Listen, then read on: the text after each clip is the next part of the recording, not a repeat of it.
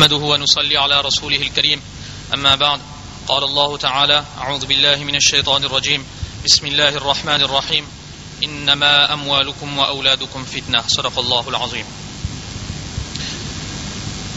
Mes frères, mes mères et sœurs, remercions donc tout d'abord Allah subhanahu wa ta'ala, le très clément, le tout miséricordieux qui nous a donné cette chance de nous réunir ce soir pour parler d'un sujet extrêmement important, comme l'a rappelé Moulana Ishaq, comme l'a rappelé Moulana Ismaïl, qui est donc la question de la responsabilité des parents par rapport aux enfants. Parce que, avant même d'aborder en détail, avant même de passer en revue en détail les responsabilités des parents, je voudrais juste ajouter une chose, c'est que, vous savez bien, une société, le bien-être d'une société, elle repose sur la qualité des familles qui composent cette société.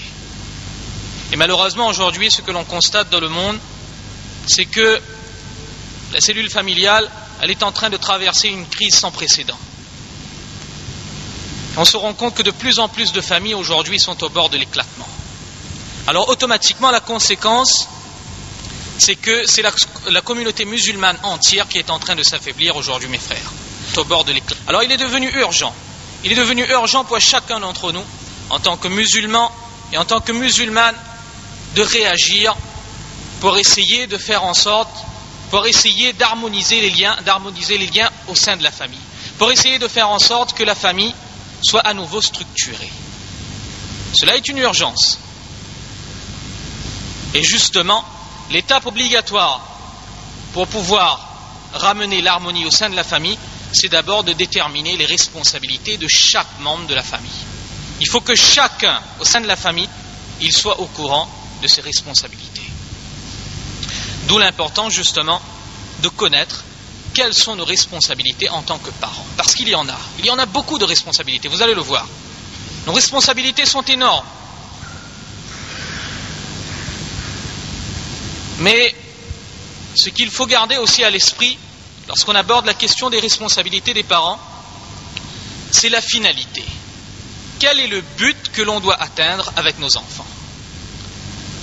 Alors, à ce sujet, les ulama, ils disent que la finalité en matière de responsabilité pour les parents, c'est de faire de leurs enfants des musulmans, de vrais musulmans. C'est ça. En un mot, on pourrait dire que la responsabilité des parents, elle consiste à faire des enfants de vrais musulmans, véritables musulmans. Un véritable musulman, c'est quoi? C'est un musulman qui est attaché à sa foi, tout d'abord. C'est un musulman qui pratique sa religion, deuxièmement. Et c'est quelqu'un, un individu, qui profite à la société entière. C'est ça un musulman. Un musulman, c'est quelqu'un qui apporte des effets positifs, qui œuvre pour son bien-être personnel, tout d'abord, mais qui œuvre aussi pour le bien-être de ses parents, pour le bien-être de la société entière. C'est ça un musulman. Et ça, c'est la finalité. C'est vers cela que l'on doit se diriger. Et vous vous rendez bien compte que cette finalité n'est pas facile de l'atteindre. Il y a beaucoup d'étapes à traverser. C'est justement ce que l'on va voir maintenant, et qui consiste donc aux responsabilités des parents. Alors on ne va pas citer toutes les responsabilités des parents, tout d'abord c'est pas possible, ensuite il y en a trop. On va se contenter de passer en revue les principales responsabilités des parents. On va en voir plus précisément 7. On va voir 7 responsabilités des parents. Alors la première responsabilité des parents par rapport aux enfants, et c'est aussi la plus grande responsabilité des parents, c'est le devoir d'éducation. C'est le devoir d'éducation. Et vous aurez remarqué que j'ai bien employé le mot éducation et je n'ai pas employé le mot instruction, parce qu'en français, lorsqu'on emploie le mot instruction, ça donne le sens de transmettre des connaissances. Et le mot éducation, ça a un sens beaucoup plus vaste. Éducation, ça veut dire non seulement transmettre des connaissances, mais ça veut dire aussi transmettre des valeurs morales, transmettre une conduite. Et en islam, l'éducation, c'est ça. L'éducation telle qu'elle est perçue en islam, c'est ça. Elle regroupe 3 aspects. L'être humain, il est composé principalement de 3 éléments. Il y a le corps physique d'un être humain qui est dirigé par la raison. Il y a deuxièmement l'âme spirituelle qui relie l'être humain avec Allah. Et enfin, le troisième élément, c'est le caractère de l'être humain. qui est l'expression des qualités ou des défauts qui se trouvent dans son cœur. 3 éléments. Eh bien, en islam, ce qui est demandé aux parents, c'est d'éduquer les enfants à ces 3 niveaux. Non pas seulement au niveau intellectuel ou physique, mais aussi au niveau spirituel et au niveau du comportement. C'est ça l'éducation en islam. Alors, on va détailler un peu chacun de ces domaines de l'éducation islamique. Tout d'abord sur le plan physique et corporel. Alors, la responsabilité des parents, tout d'abord, elle consiste à veiller à l'éducation physique des enfants. Oui. Ça, c'est une responsabilité des parents. Les parents ont pour devoir de veiller au bon développement physique de leur enfant. Le prophète sallallahu alayhi wa sallam, il disait dans un hadith, Al-mu'minu al-qawi khayrun min al-mu'mini az-za'if. Que le croyant qui est fort physiquement, il est meilleur que le croyant qui est faible physiquement. Wa fi kullin khayr. Mais dans les deux, il y a un bien.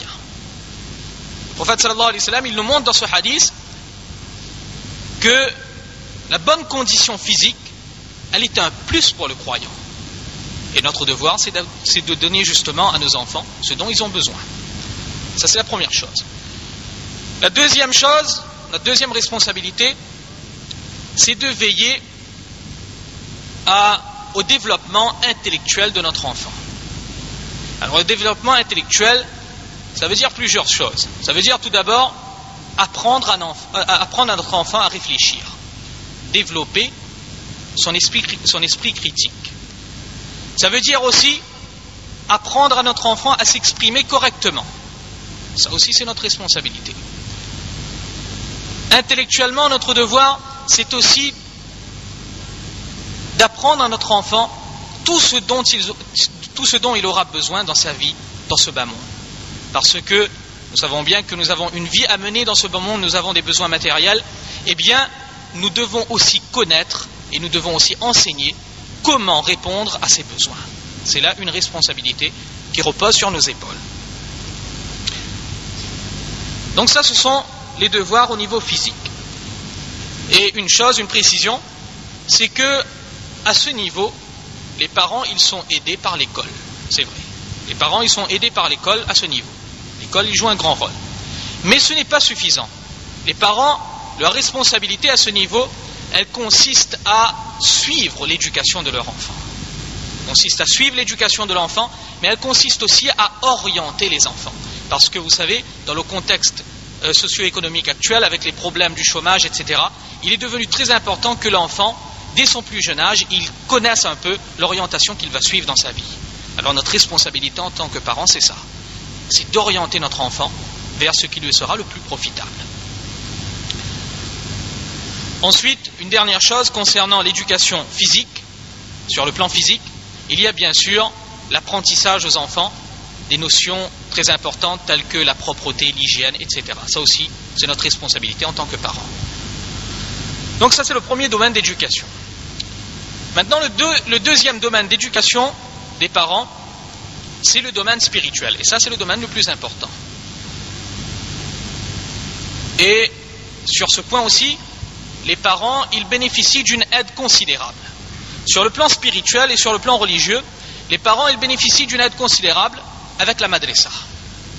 Mais regardez bien, j'ai bien utilisé le mot aider. Les parents, ils sont aidés par la madrasa. La madrasa ne fait pas tout. La madrasa à elle seule ne suffit pas. Et ça, c'est le problème aujourd'hui. C'est une erreur que nous avons tendance à commettre. Nous avons tendance à penser que lorsque nous envoyons nos enfants à la madrasa, eh bien c'est fini, nous sommes déchargés de nos responsabilités. C'est faux. C'est faux. Et on va le voir pourquoi. Pourquoi la madrasa ne suffit pas. On va voir 3 raisons qui montrent pourquoi la madrasa à elle seule ne peut pas suffire pour l'éducation religieuse d'un enfant. Premièrement, vous savez bien qu'un enfant, il entre à la madrasa que lorsqu'il est âgé de 4 ou 5 ans. C'est à peu près l'âge où l'enfant entre à la madrasa.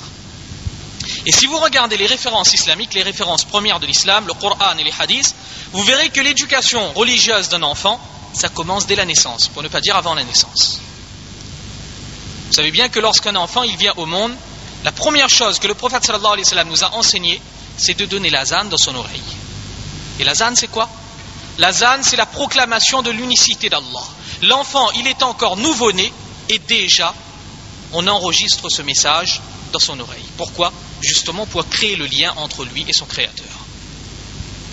Le prophète sallallahu alayhi wa sallam, dans un hadith, il ordonne que essayez de faire apprendre à vos enfants, il dit à peu près en ce sens, essayez de faire en sorte que la première parole que prononce votre enfant soit la profession de foi, le kalima.